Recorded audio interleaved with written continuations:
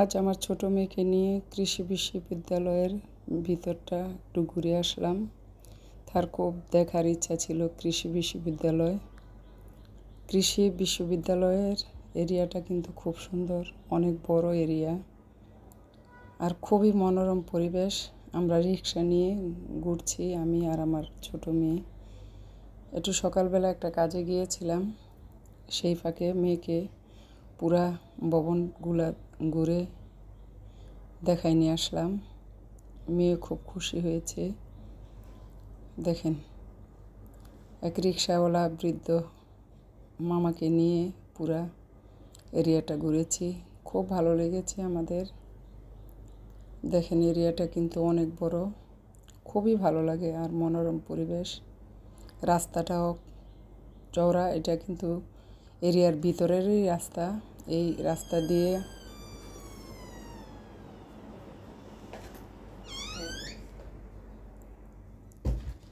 রাস্তা দিয়ে আমরা রিক্সা নিয়ে ঘুরে ঘুরে সবগুলো ভবন দেখেছি, খুবই ভালো লাগে। দেখেন, আর এখানে কৃষি বিশ্ববিদ্যালয়ের বেশিরভাগ এরিয়াতেই চাষাবাদ করে তারা নিজেরা, শাক সবজি সকল প্রকার চাষাবাদ করে তারা খায়। খুবই সুন্দর একটা পরিবেশ। দেখেন, ভিতরে বড় বড় মাঠ আছে, খেলার মাঠ আছে, ঘোরাফেরা করা যায়, খুবই ভালো লাগে।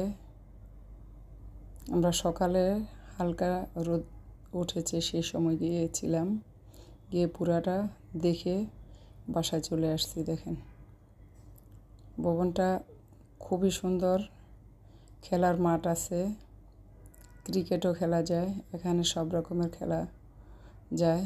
দেখেন, আর এখন তো বিশ্ববিদ্যালয়গুলো এখনও খোলে নাই, এজন্য জনশূন্য, আর ভালোই লাগে। আমরা এক গেট দিয়ে ঢুকে আরেক গেট দিয়ে বের হইলাম। দেখেন, সামনের রাস্তাগুলো খুব চওড়া, খুবই ভালো লাগছে। আমি আর আমার মেয়ে একটু ঘুরে আসলাম, আর খুবই মনোরম পরিবেশ, মনটা আপনার ভালো হয়ে যাবে। বাচ্চাদের নিয়ে একটু ঘুরবেন, সময় পেলে আধা ঘন্টা হোক বা 1 ঘন্টা হোক, তারপরও ঘুরবেন, খুব ভালো লাগবে। দেখেন,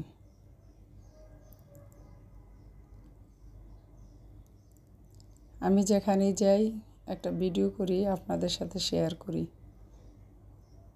সারাদিন কাজের ফাঁকে থাকি, তারপরও কিন্তু আপনাদের মাঝে বেঁচে থাকতে চাই, আপনাদের সবার সাথে কথা বলতে চাই। যত ব্যস্ততাই থাকুক, তারপর আপনাদের সাথে একটু আসি, কথা বলি, ঘোরাফেরা করি, ভালোই লাগে।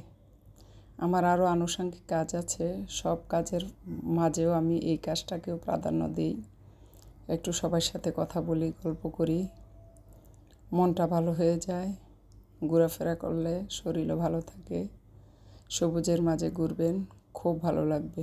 আমি প্রতিদিনই কোথাও না কোথাও একটু আধা ঘন্টার জন্য হলেও বের হই।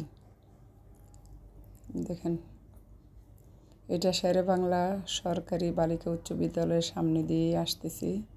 আমার মেয়ে এই স্কুলে পড়াশোনা করে, ওদের এই স্কুলের রাস্তাটা দিয়ে আমরা মা মেয়ে আসতেছি।